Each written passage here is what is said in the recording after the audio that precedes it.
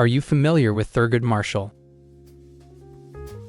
Thurgood Marshall was born on July 2, 1908 in Baltimore, Maryland. His father, a railroad porter, instilled in him an appreciation of the Constitution at an early age. When a young Thurgood got in trouble at school, he had to memorize sections of the U.S. Constitution. Marshall's mother was an elementary school teacher for 25 years, placing great emphasis on his overall scholarship. After graduating from Frederick Douglass High School in 1925, Marshall continued his education at Lincoln University in Pennsylvania, later graduating in 1930. Marshall decided to become an attorney but was rejected by the University of Maryland School of Law due to segregation. He instead went to Howard University Law School, graduating in 1933.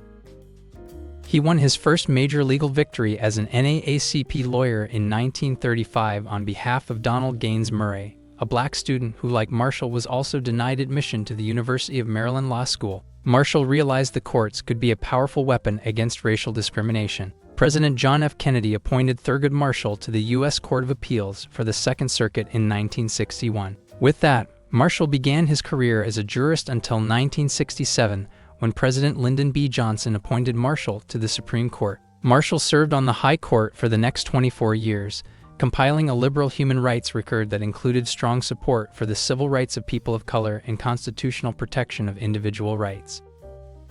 Marshall fervently disagreed in cases in which the Supreme Court upheld death sentences.